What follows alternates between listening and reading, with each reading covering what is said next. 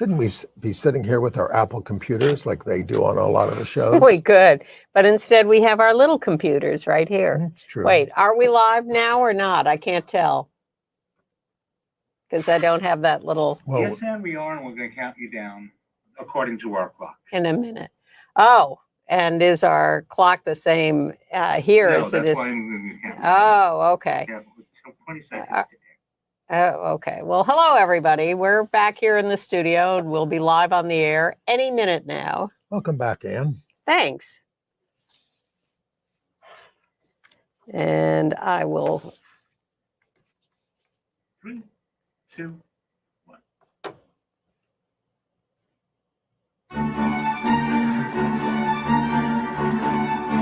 We have to really escalate. 57:30. We'll be heard.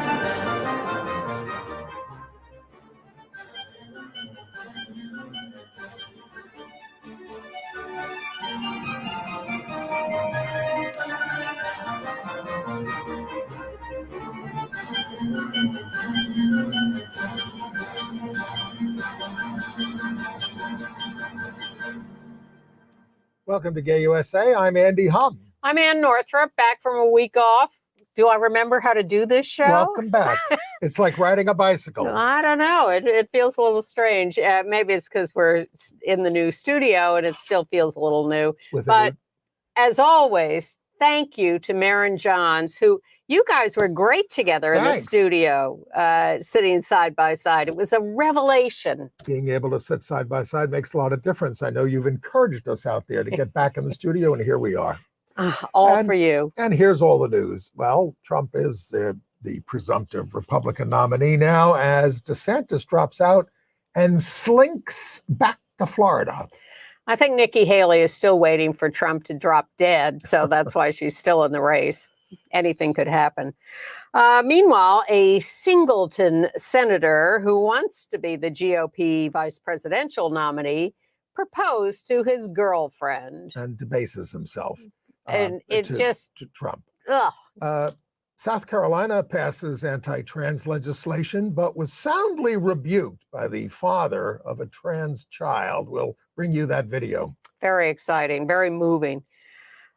Moms for Liberty, I assume by now you know who they are, was greeted by a huge LGBT protest when they came to New York to hold a town hall. And Mr. Moms for Liberty, Christian Ziegler in Florida, was not charged with sexual assault, but with video voyeurism. And an out lesbian, a veteran politician, has declared for governor of California. The election isn't for 2 years, but they're starting early there. A whole bunch of LGBTQ groups are calling on the United Nations to investigate Texas for violating LGBTQ rights. You can only imagine Governor Abbott's reaction to having the UN try to stick its nose into his business. The horror of Uganda's Kill the Gays law is coming to light, especially its impact on HIV prevention and care. A gay champion pole vaulter in Canada has died at the age of 29.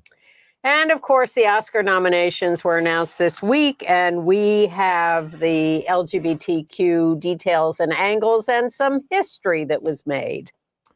So, good news and bad news from New Hampshire. The good news is that only half of New Hampshire voters in the Republican primary believe Biden was duly elected, which means that half think he was. Well, I do like the fact that MSNBC keeps pointing out that Trump, who likes to think of himself as an incumbent, can barely get more than 50% of the vote in Iowa or New Hampshire. Right. And we're hoping that's a good sign for the future, that those people who didn't vote for him in Iowa and New Hampshire won't vote for him in the general either. And many of them say they will not vote for him in the general election if he's the candidate. But some say they will. Of course. And many of those who say they won't vote for him actually say they will vote for Biden. Now, look, I know the polls are close and it's discouraging. Hell, I mean, there's a New York poll that has, Trump within 9 points in New York. I think we are moving in the right direction, The populace is slowly coming to its senses, slowly feeling more confident in their economic situation, and, ready to face the reality that they're going to have to vote for Biden to keep the monster out of the White House. And speaking of monsters, Ron DeSantis, who condemned those who kissed Trump's ring, dropped out and kissed Trump's. It's nice to see such a miserable bully go down, one to go. But he built his campaign on racist and anti-LGBT laws for Florida and severely restricting abortion. And it didn't work. He thought he could, because he has such a legislature of yes people in Florida. Installed by him. Yes, and he can do anything he wants.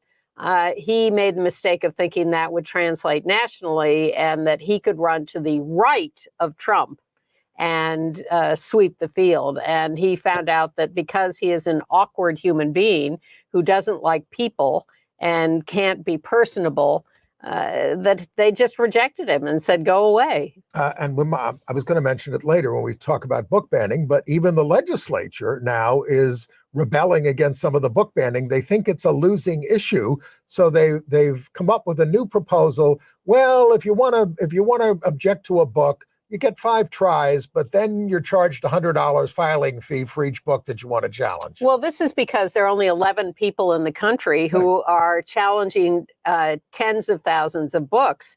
And all they do is submit a list of every book in the library, and they're automatically taken off the shelves and put on hold. And this only applies to people who are don't have a kid in the school.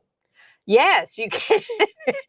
And these people don't have a kid in the school, but they're the ones doing the objecting. But that's a sign. I mean, it passed 17-1 in committee. Yeah, this bill in this Republican, heavily Republican legislature. But meanwhile, DeSantis has also issued an order that no state and federal funds can be used for diversity, equity, and inclusion education in the schools at public colleges.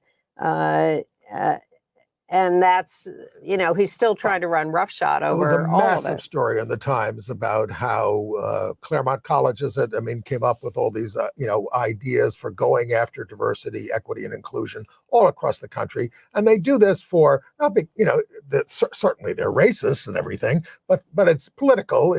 They think it's a winning political issue. And so far they have been right, but the tide may be turning. And I love having lived long enough to see these issues peak and then disappear. And this one, I think, is going to go away very fast. All right. Well, but I hope. Senator Tim Scott is on the scene. He got down on bended knee to Donald Trump and then knelt down to ask his beloved to be his wife. She is Mindy Nose, and he kept her hidden until late in the campaign. There's the proposal. At Kiowa. Yeah. Now, Mindy, who's 47, was accused of helping her tech entrepreneur ex-husband, Peter Nose, of creating a scam shell company to hide assets and avoid liability for a $1.2 million deal gone wrong, according to court documents. The lawsuit about it was settled in 2018, and she walked away from the divorce with $2.2 million. But he obviously didn't Google this woman before he went out with her. Went out with her? Who thinks he actually went out with her? Tim Scott, unmarried, unattached all his life. No rumors of him dating any woman. Lots of rumors of him being gay with no proof. But that was the assumption. And then he shows up. The second picture we had there was of him at a Republican debate, suddenly bringing this woman on stage and telling the press that she was his fiancée, and then staging this proposal for cameras. Well, for cameras, this was, it was not an accident that I think Trump said him going down on his knee. But apparently they won't get married until next year, so he still has an out. Very much so. But he of course, completely humiliated himself with Trump on election night in New Hampshire. But prior to that, he said, we need a president who sees Americans as one American family. Well, that doesn't sound like Trump to me. He told Trump he loved him in public. He did. I wonder how his fiancée felt about that. Well, Trump said he wouldn't have DeSantis as his running mate, but hasn't ruled out Scott, who became a senator, of course, when Nikki Haley appointed him. Well, Trump claims he's picked his running mate, but is keeping us all in suspense. It's all mind games with Trump. And I think we can pretty much tune out the rest of the campaign. I mean, do we have to watch every week of when there's a primary if he's going to win them all? I don't think we're going to see much coverage, but his speeches after he wins primaries are so insane. And he's so angry. He was so angry at Nikki Haley, and he's just saying disgusting things about her and everybody else. That's because he thinks she's Nancy Pelosi. If only, only Nancy Pelosi would run against him in the Republican primaries. Oh, wow, we're wonderful. But for all these reasons, think about going to Washington on Saturday for the Stop the Coup 2025 launch.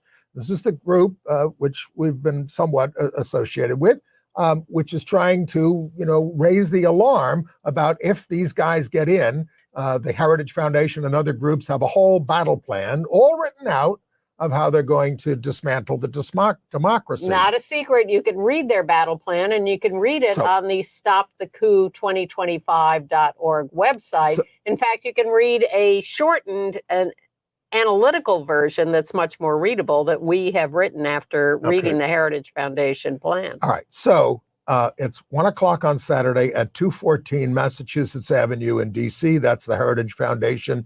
It's just going to be from 1 to 3. It's just an announcement. Buses from New York filling up fast. So if you want to go on the free bus from New York, go to stopthecoup2025.org and sign up for the bus.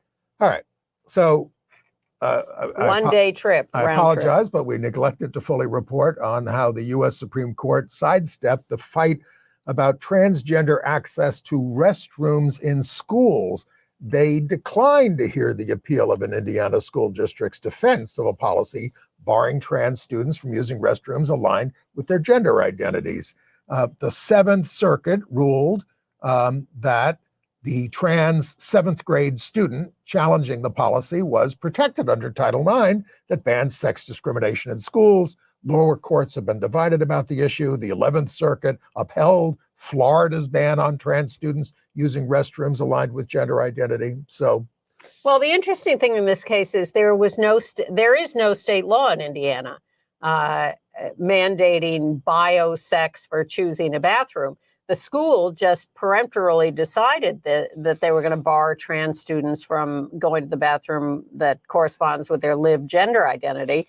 And the lower court said, nonsense, you can't make up a law like that. That's discrimination.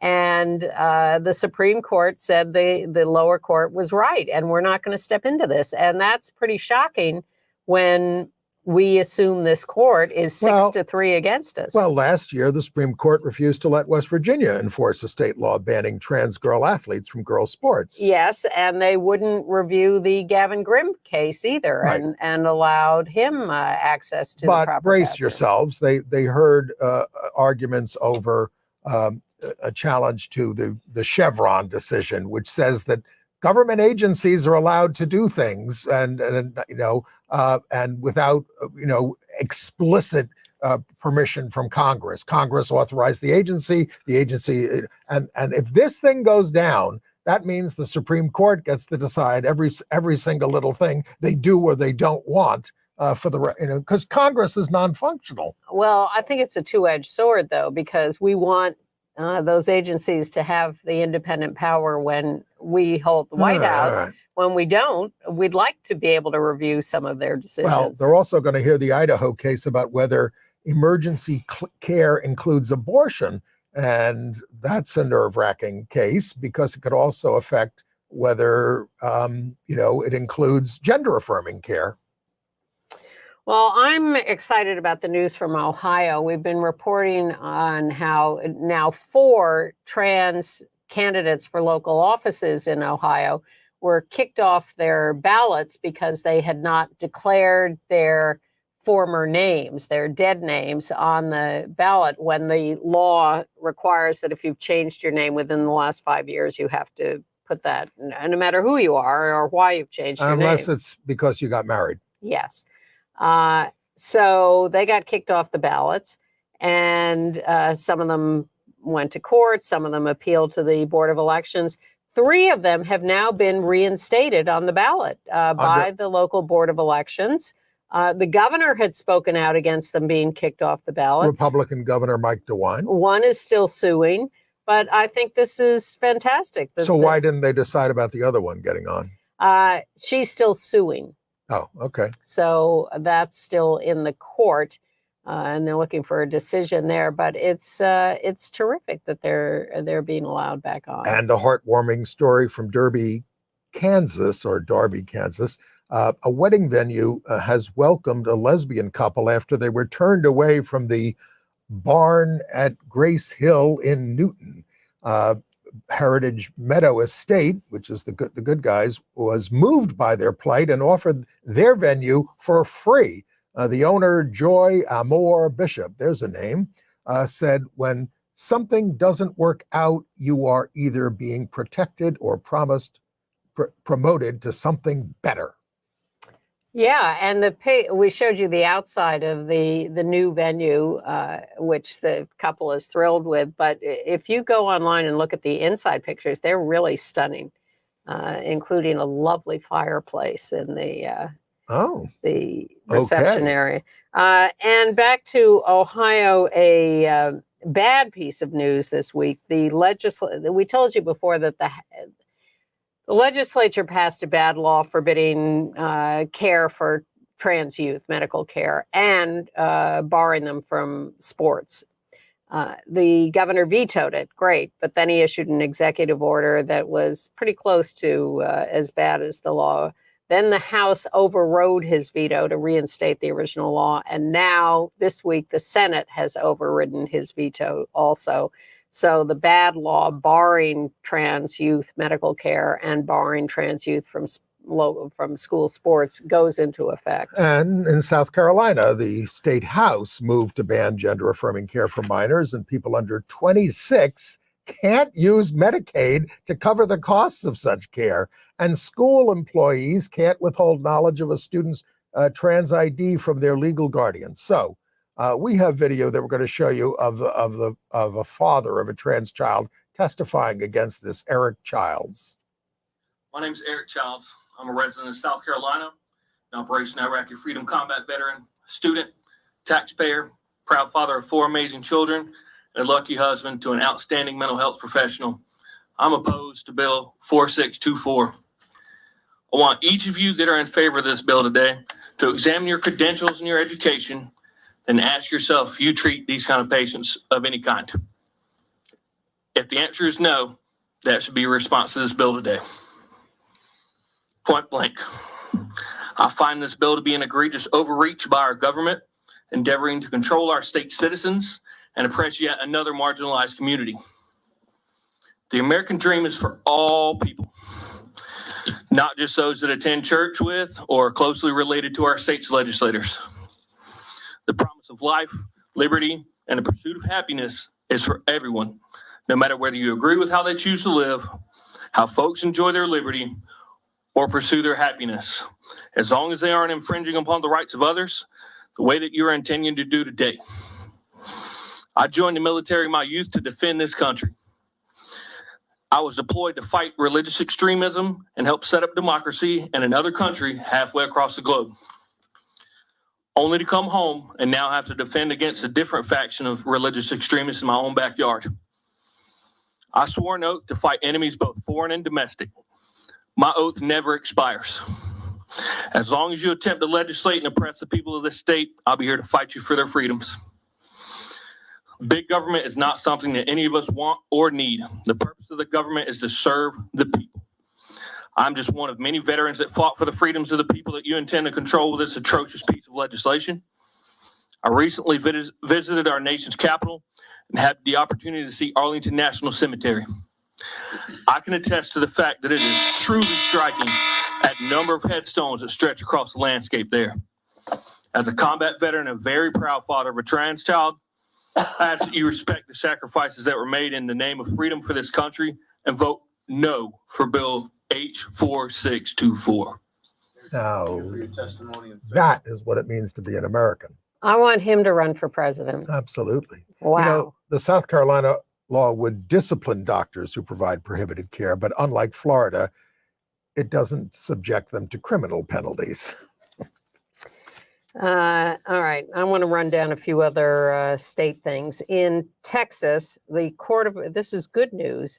The Court of Appeals in Texas upheld the injunction against the law that requires booksellers to vet all their books for sexual content. The court said, that's ridiculous. You don't want a book with that content? Figure it out yourself. Booksellers are not going to have to vet all their books. Right. It's got an enormous burden on them to have to do that. Yes. In Wisconsin, the Assembly, the very right-wing legislature there, the Assembly is proposing bills that would force outing LGBTQ students to their parents, restrict lessons on race and gender as controversial, and ease gun sales. They've passed all those in the Assembly. Now they go to the Senate. Governor Evers has promised to veto them, but then again, you have this overwhelming legislature that could override the vetoes. In Arkansas, library wars again. Jonesboro Public Library stood by its decision to do an annual Pride display. So in November 2022, right-wingers put forth a ballot initiative to cut their budget in half, and it passed by just 48 votes. So the library had to lay off 13 employees in 8 branches in the county and reduce hours. But the new director, because the other one resigned in despair, says that private donations have increased to restore some of the cuts. And they're going to try to put it on the ballot next year and get it back. Well, that would be nice. I remember the library in Minnesota where they went back and forth on funding, but they lost $2.1 billion. That's a lot to raise from people. In Missouri, in St. Louis, they are still arguing over this business of the cops running into the gay bar, front of the gay bar. The cops are still stonewalling, refusing to release any, body cam footage, and continuing to lie about what they did. And there's one cop in particular who seems to be a really vicious actor who is getting in trouble. But speaking of, in Virginia, there is a new piece of video that shows the bad cop jumping to cuff the co-owner of the bar in 20 seconds after getting out of his car. Wow. But it's become a big local issue, and they're going to keep fighting that. In Sacramento, the Parkside Community Church had their Pride banner vandalized, and they got it on surveillance, and they heard in the background the perpetrator being called Zach. So rather than alerting the police, saying, that's not what we're about, they erected a big banner of the Progress LGBTQ Pride flag in the shape of a heart with the message, hey, Zach, so do you want to talk about it, with a QR code linking to an open letter to the kid? Nice. Also in California, the Attorney General sent a letter to every school district telling them not to ban books and saying students need to see themselves, and all students of all kinds, and also telling the schools not to out trans students to their parents. Well, one of the nominees for Best Documentary is the ABCs of Banning Books by Sheila Evans. And others. My best friend. Yes, I know. In West Virginia, there's a bill that would label trans people as obscene, banning trans exposure to minors in public places. I mean, this almost means you can't function in society if you're trans. They want to erase them. They want to erase all of us. By the way, anti-LGBTQ legislation, I didn't realize this until I read it, this year is set to outpace 2023. I mean, there were so many bills last year. It was a terrible year. And but most of them haven't passed. In New Jersey, the governor, whose wife is running for the Senate, Murphy. the governor has signed a bill mandating insurance coverage for anyone needing reproductive assistance, including same-sex couples who have been rejected by insurance companies for reproductive assistance. Can we go to New York? Sure. Yeah, there are about 100 LGBTQ activists who braved the bitter cold to protest the Moms for Liberty confab in Manhattan. They chanted, "No hate, no," there they are, our buddies. I see Jackie Rudin there. "No hate, no fear. Trans kids are welcome here." Activists were joined by elected officials, including, well, first of all, I want to mention that somebody who was at the conference, George Santos, you got that picture? Yeah, he was at the Moms for Liberty conference. Shameless. But then we also had elected officials speaking. That's our state senator there, Brad Hoylman Siegel, Liz Kruger, and the Manhattan Borough President, Mark Levine. So they were all out there in the cold, saying, this doesn't belong. And they're objecting to demonizing trans kids. By the way, the Czech government, which owns the Bohemian Benevolent Literary Association, objected to the group once it was brought to their attention, but the moms had a contract. The moms also had a contract out, of course, on every LGBTQ student and teacher in the country. And trans activists have contacted the Hall to ask that they be allowed to hold an event there in opposition. No answer yet from the Bohemian Hall. Yeah. All right. And back to Florida, which we will go back and forth to a lot.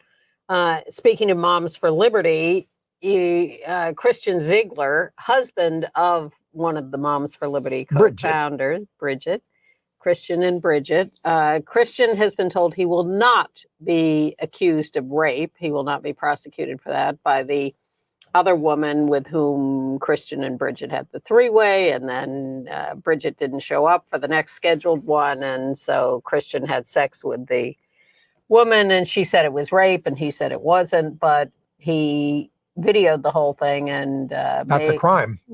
May be prosecuted for video voyeurism. Well, he did it without consent. Well, she was there, and I bet that there may be those in the court who say, well, then she should have ripped it out of his hand or something. Well, they still got rid of him as the chair of the GOP in the state. Excellent Okay, but news. not Bridget from her positions in Sarasota. Not yet. All right. Tony Atkins, the 61 years old, the out lesbian president pro tem of the California State Senate, has declared for governor of California this week. If elected, she'd be the first woman and the first out governor. The election is in 2026. It's a crowded field. It is a crowded field. It's going to get more crowded. Gavin Newsom is term limited, so it will be an open seat that people are trying to get, and Wouldn't be the they're first. starting now because they have to raise a ton of money. We have, of course, had a number of lesbian and bisexual women governors around the country. Absolutely, including Maura Healey now in Massachusetts, where the Senate has repealed the sodomy law that they've had on finally? the books. Yes. Hey, there are a lot of states that still have them on the books, and we're scared that if Trump gets elected, the Supreme Court may kill its Lawrence v. Texas decision. As and Clarence Thomas has said he wants to do. Exactly, and reinstate sodomy laws. So we're on a crusade to get states to repeal their sodomy laws. So the Senate in Massachusetts has done so, and their walking while trans law, which prosecutes trans people who are walking down the street on the assumption that they are prostitutes. We had that in New York for many years. Yeah, we only an recently repealed it. law. Yes.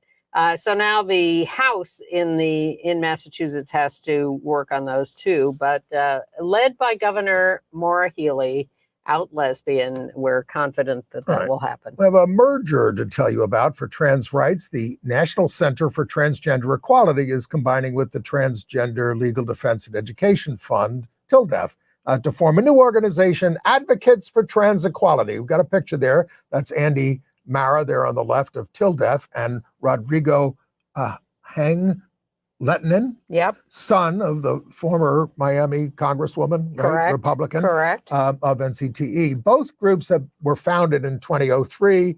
One works in D.C., the other in New York, and they're going to combine advocacy and legal stuff. The workers in both groups unionized in 2021, so no one's going to lose their jobs. I'm just Well, in looking at where to Phoenix, go we saw the next. first Yeah. victim of anti-trans violence in 2024, Kitty Monroe, 43, attacked at 2 a.m. on New Year's Day by a man and a woman in the parking lot of a liquor store. Police are treating it as a hit and run. A witness saw the couple chasing Kitty with the man hitting her with the back of a gun before someone ran her over with his truck. He ran her over with his truck. It's and then confusing. another driver then accidentally hit Kitty. Kitty often faced violence, a daughter of Mexican immigrants, oldest of 7 children, spent many years living on the streets, and what a sad end. Yes. What do we have? 44 identified trans murders last year. And of course, we know that's only the tip of the iceberg, as we say here. And this is the first in 2024. Now, turning from that, but also in the trans world, to the world of sports, where Haley Davidson, a trans woman, has been a professional golfer for a while. And there she is in the middle of this threesome. She won a very minor league tournament. On the next tour. Yeah, which barely exists. And well, you have to win several times on that tour, but it has to have a field of like 100 people, and there were 24 in this field. So she's not advancing yet. But right wing heads are exploding anyway. Oh, of course. But she had, she transitioned, she started taking hormones, like 10 years ago, and had surgery 5 years ago, all of which are required in the professional golf leagues. She meets all the requirements. She does, but they're having a task force investigate to make sure everything's on the up and up. Wait a minute, you're burying the headline. Yeah. She was defended by Caitlyn Jenner, who has attacked trans people in sports. She says it's based on the sport. and she's a golfer. Well, anyway, it's not a joke. Haley gets 5 to 10 death threats a day. Yeah. Now she's going along with the LPGA and the USGA guidelines. She played college golf on the men's team, but she's not a big winner. She's won a couple of times, but she has lost more. Sure. As is true of most trans athletes. As a caddy I used to say, it's only a game, Mr. Humm. It's only a game. Did you need to be reminded of that repeatedly? I say that to people on the golf course when they're getting a little overheated. All right. In Minnesota, at Worthington High School, a majority Latin school, 2/3 there, the all-white board voted to remove LGBTQ and Puerto Rican flags from a Latino teacher's classroom, prompting Jose Morales Colazzo, there he is, to resign. He is gay and a native of Puerto Rico. He has a doctorate in education and was teaching science, much beloved teacher. He will move to Brockport, New York, to be an assistant professor of science education at SUNY. More teachers are now set to leave as the school board suppresses diversity efforts. It's an all-white board from mostly it's a people. 41% Latino town, and the school board is 100% white and has no shame about forbidding these flags. All right, run for school board, folks. That's the next election. It's true, and that's the basic entry, and people should do more of that. All right, in Cottage Grove, Oregon. Scary story. Trans woman Elizabeth Ballesteros West, 56 years old, says she was frustrated by her inability to get a job. being the object of constant bullying, started writing social media statements about Threatening coworkers. threatening Jews, threatening immigrants, threatening Black people. Yes. So the authorities decided this was a little scary and needed some investigating. They Well, went to her. especially when she posted, "I'll probably go out in a blaze of glory." So they go to her house and they find 12 handguns, Whew. 16 rifles, thousands of rounds of ammunition. She has been indicted for her threats on Facebook. And Well, she describes herself as the Nazi dominatrix from hell. yeah. So yikes. But someone who has been the subject of a lot of threats herself. All right. I'm not excusing it. No, of course. Just explaining. And finally, in this section, we mourn the death of Brent Sikkema, 75 years old, an extremely prominent New York City art dealer, murdered in Brazil. Evidently, well, they've arrested a guy he knew. He was spending more and more time in Brazil. He'd gone there with $40,000 in cash. And the theory is that this guy, who he knew he had cash and stalked him for a while or staked out his house. And, A 30-year-old Cuban named Alejandro Chavez. And ended up stabbing him to But death. he was, his gallery in New York represented Sheila Hicks and Carol Walker, among others. Carol Walker, wow. Wow. Reports say he is survived by his husband and 12-year-old son, but there are a few details about his personal life. As head of the Worcester Gardens Gallery in the early 1990s in Chelsea, they honored the lives affected by AIDS, homophobia, sexism, racism, and censorship. He was a much beloved figure. Well, I wrote down a few phrases. First of all, he and his husband were divorcing, just to be technically correct, but they do have a child. He was described by someone as who talked about his fearlessness, his kindness, and his sophistication. And someone else who he had a very wide range of artists and art and was interested in all sorts of different manifestations of art. And someone described it as delirious pluralism, which is pretty cool. Yeah. So a great loss and a tragic story. And Brent Sikkema gone at 75. All right. Now, if we really want a tragic story, we're going to update you on what's going on in Uganda. We've talked about it a lot on the show. The impact of the Kill the Gays law, especially on HIV prevention and care, where Uganda had excelled. There was an excellent article in the Times about this, but I picked up on some details that I don't think we've reported. Citizens are required to report knowledge of same-sex activity, and there is no exception for healthcare workers. That has a devastating impact on HIV care. There's been a lot. Entrapment and blackmail are rampant, sometimes by the police using dating apps. But you don't even have to have proof that someone is actively homosexual. You just say him, her, and you point at somebody and they're going to be arrested. And it's a way to get back at your enemies.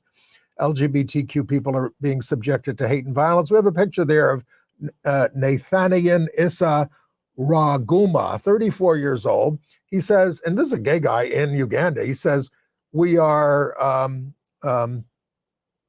suffering so much and our life is in danger. He's very brave to give the interview. Yep. Now, the Constitutional Court is set to rule on the new law. I haven't read what their decision is because they struck it down, one like it before, but that's not going to quell all this homophobia. And it's spreading. Ghana is on the verge of passing a draconian bill. Gay sex is already punishable by 3 years in jail.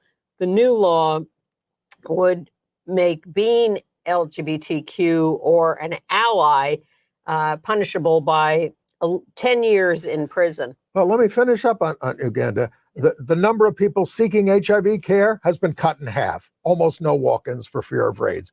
Dozens of healthcare providers and patients have been arrested.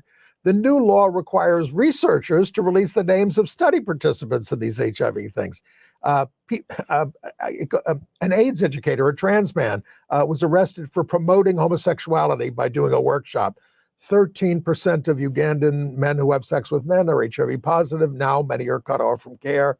The director of the sexually transmitted infection clinic was accosted at a restaurant and at his home for serving these people. And the health minister celebrated the passage of the law. It's a pogrom. That is absolutely what it is. It is And so it's frightening. And it is spreading. So frightening. Yeah. And there's elements of it here, and it's elements of what they're doing here. Sure. That's why we have to stop them. We have to stop the coup. We do. All right. Okay. At the Vatican, the Pope is still defending his edict that priests can issue blessings for people in same-sex relationships, not marriages, but can't bless the relationship. But here's what the people. Here's what struck me about this. Where did he make his latest defense? On a talk show. Already gave an interview. Yes. Perhaps we should book him here. He stands by his blessings and says those who disagree are jumping to conclusions, don't understand, and won't discuss their disagreement. He's very angry at them. Well, Yeah. All right. The out Canadian Olympian Sean Barber, a champion pole vaulter, has died at his home in Texas of what has been described as medical complications. He was 29 years old. He won gold at the 2015 World Championships and at the Pan American Games. He came out publicly in 2017, and he remains the Canadian record holder in that event. Described as a good-hearted person who always put others ahead of himself. He'd evidently been sick for a while, but still no details on what that was all about. But he was, as you say, an Olympian. He was a real champion in the pole vaulting. Also in Canada, in the small town of Norwich, Ontario, they reversed its decision to ban pride flags on city property back in May. The ban led to vandalism against pride flags on private property. So the town is erecting a community flagpole to fly flags for various causes. One town councilor had resigned after the ban was passed. On the new pole, several flags were pre-approved. Pride, Black History Month, and United Nations flags. Oh, the United Nations is going after, has been asked to go after Texas. Oh, let's talk about it. Yeah. Various activist groups and people have asked the UN. Well, you're talking about, major groups, Human Rights Campaign, GLAAD, the ACLU of Texas, Equality Texas. And have asked the United Nations to investigate the state of Texas for human rights abuses against LGBTQ people. Yeah. What would happen if the UN decided that Texas was a violator? They're saying to the UN, we're getting no protection from the federal government. You got to do something. Yep. You're peacekeepers around the world. You evaluate human rights abuses around the world. Well, hey, Texas. In Spain, Mario Alcalde is the first matador to come out as LGBTQ in that country. Seems long overdue. I go my own way, he said. I don't care what other people think. He said he is pansexual and strongly identifies with the LGBTQ plus flag. Ole! He says everyone in the LGBT community. He says everyone in the LGBTQ community is anti-bullfighting. But he's trying to change that. I don't know. Has he talked to Caitlyn Jenner? Somehow, I think. Maybe. And Russia, having marginalized LGBTQ people, is now moving on to heterosexuals who have racy parties. Once the moral crusaders start, they don't stop. You'll be next. Well, we both watched that American Experience episode on PBS this week about Nazis in America. Yes, which takes us back not that long ago. No. Out on Long Island, where I grew up, there was a Nazi town with streets named after the high command in Germany. We're talking 1938, 1939, Right. The big rally at Madison Square Garden. The Bund. Trying to enlist the United States as a fascist country. very serious about it and made a lot of Charles headway. Lindbergh ended up Oh, being one of yeah. their champions. Yeah. It was Scary. very scary. Well, when Trump was first elected in 2016, I started watching a lot of Nazi documentaries Sure. to see how they gained power and what they did with it once they got it. And it's illustrative and terrifying. Well, there's just a great appetite for fascism. Yep. In health The news, easy way out. in health news, Paxlovid for the treatment of COVID is no longer covered by the federal government. That's terrible. Co-payments can now, unless you're on Medicare and Medicaid, co-payments can now run as high as $140. So in New York, our state senator Brent Holman Siegel introduced a bill to compel health insurers to cover it. All right, Oscars. Yes. Oscar. Well, the real history is 2 out actors are nominated for lead roles, I think, for the first for time. playing out characters. Yes. You got Coleman Domingo for Rustin. There he is with a picture next to Bayard Rustin, the civil rights leader centered on the March on Washington. Now, the next picture we have is a not gay actress, Annette Bening, who is nominated for Naiad for lead actor, female actor, and as the marathon swimmer Diana Naiad, pictured there, of course, with Jodie Foster, nominated for Best Supporting Actress, playing the out Bonnie Stahl. They're out. And then Lily Gladstone, nominated for Best Actress for Killers of the Flower Moon, already won the Golden Globe. She identifies as queer, non-binary. uses she, they pronouns. Yep. And is not, as I said, nominated for Best Actress. So that's a good lineup. Now, snubbed in the leading ones were out Andrew Scott in All of Us Strangers, more about which later. That's kind of a big snub. Now, also nominated, Sterling Brown is nominated for Best Supporting Actor for playing a newly out gay man in American Fiction.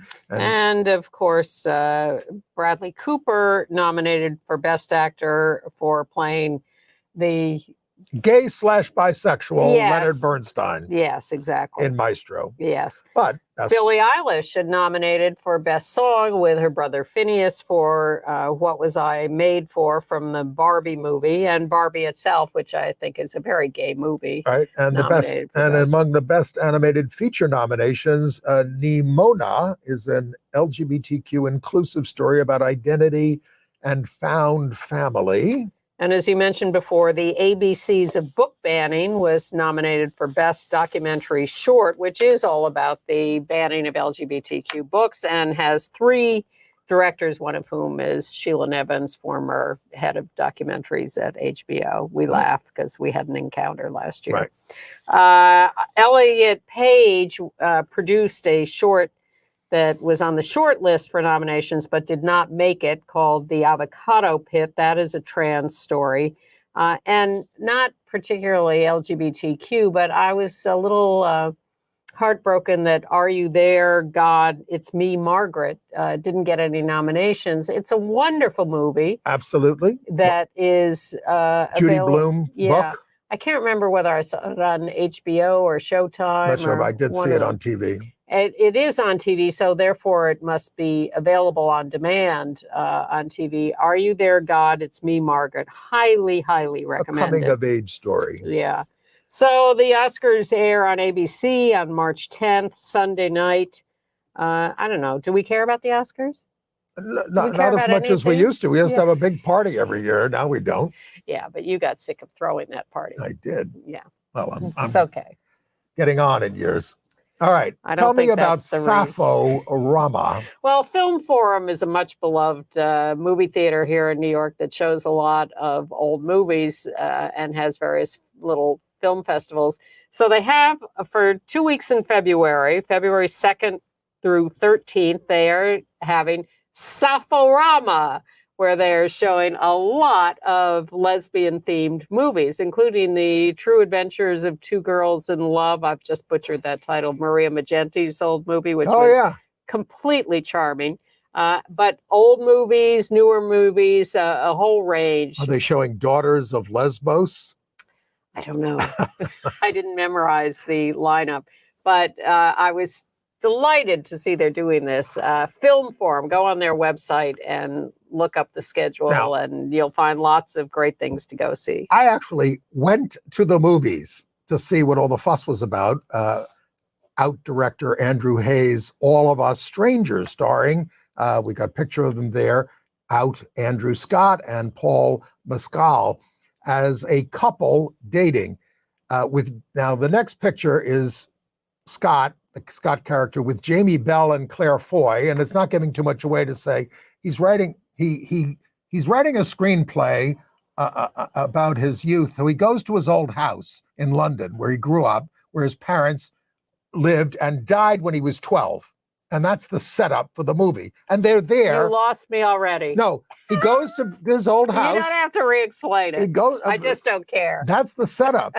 Now, it's very mysterious, and Yeah. I don't want to give away too much. I recommend experiencing it for yourself. What I can say is that I have friends who bawled through the whole thing. They just cried. I found it tremendously evocative and thoughtful. It merely made me reflect on family relationships and friendship and lover relationships and all that kind of stuff. Terrific performances. So I recommend it. I'm not sure I recommend The Traitors, which someone has sucked me into watching on Peacock, the Alan Cummings competition show. Oh, no. Yeah, don't bother. Okay.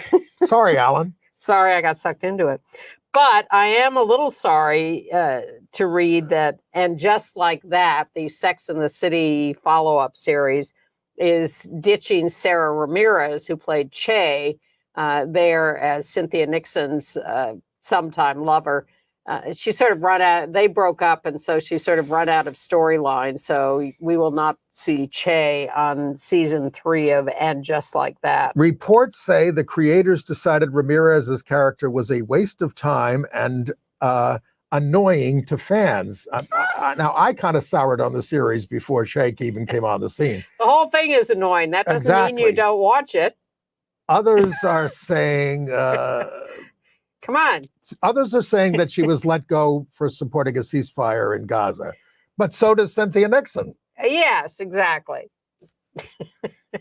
So, I don't know. Yeah, they just weren't creative enough to think of something to do with the Sarah Ramirez. GLAAD award nominations are out, covering all media, TV, movies, journalism, theater, blogs, and more. We will link to them in our email, or you can go to glad.org. So it's a list that you might want to peruse if you're looking for LGBTQ content. Now, we have an unofficial crusade here, or theme, of trying to document LGBTQ people on game shows. Excuse me. And our friend Shep is keeping us honest on this by making us talk about another one, and that is Shark Tank. Not exactly a game show, but sort of game show adjacent. And a charming lesbian couple showed up recently. All right. Caroline and Rose, to hawk their new stick-on wall sconces. Okay. All right. It's your last chance to see Harmony on Broadway, the musical from Barry Manilow and Bruce Sussman about the 1930s a cappella German group, the Comedian Harmonists, who were immensely popular until Hitler came along. It closes on February the 4th. And then there's also... this is why Barry Manilow was on The View recently, trying to rescue it in its last days. And there's a play coming, or musical coming, called Suffs, about suffragettes. Shayna Taubes. Suffragists. Okay, well, that's the phrase they use. Yeah. It starts previews March 26th, starring Taub as Alice Paul, Nikki James as Ida B. Wells, and Out, Jenna Colella as Carrie Chapman Catt. President Wilson will be portrayed by Grace McLean. Hillary Clinton is a producer. But the most important event of the year, the most important, Feud, Capote versus the Swans on FX and Hulu, the latest Ryan Murphy production. This is an all-star cast that is based on the Truman Capote. Who they got there? Naomi Watts and Diane Lane and Chloe Sevigny, Callista Flockhart, Molly Ringwald, it's an incredible cast of all these actresses portraying like Babe Paley and all the And Tom Hollander is playing Capote?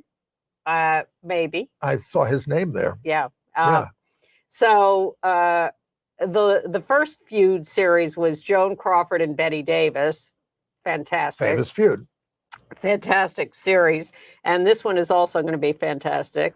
And it starts January 31st, next Wednesday, on FX and repeats and then runs on Hulu. Well, these were the society women that Yes. he courted and lunched with, and then he wrote a book called Answered Prayers, where he Destroyed all his relationships with Exactly. them by what he wrote about them. Exactly. So it's a much anticipated event. And if it's half as good as we all think it will be, fabulous. Coming to Apple TV Plus is a 10-part series on designer Christian Dior called The New Look. Dior, who was gay, designed right through occupied Paris and managed to come out as a top fashion designer. The series focuses on his competition with Coco Chanel, who was a Nazi collaborator, played by Juliette Binoche.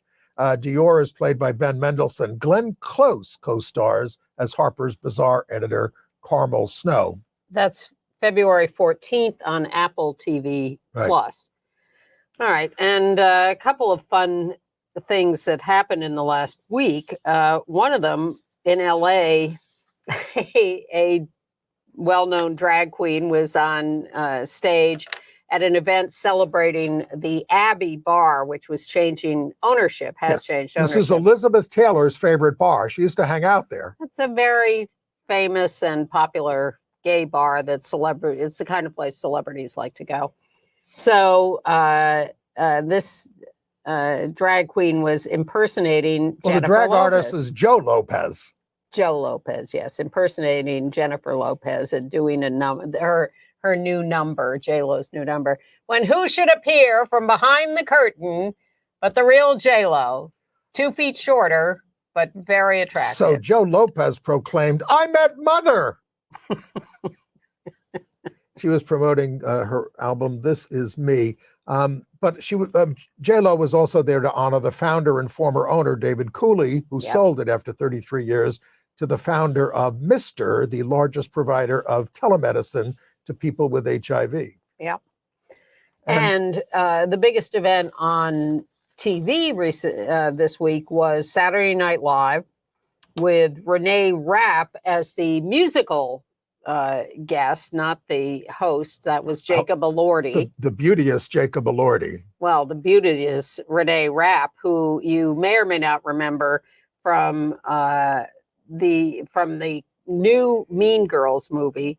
And she also was in Mean Girls on Broadway. Yeah. And my favorite, Sex Lives of College Girls, which was a wonderful series, which is going to have another season on Netflix or one of the streaming services. And she was introduced by Rachel McAdams, who played the original Mean Girls role in the original Mean Girls movie. And Renee Rapp did a number of skits, even though she was the musical guest, and did 2 numbers. And her second number was her song called Not My Fault, which is a very out lesbian song. Renee Rapp is a lesbian or bi or whatever, queer.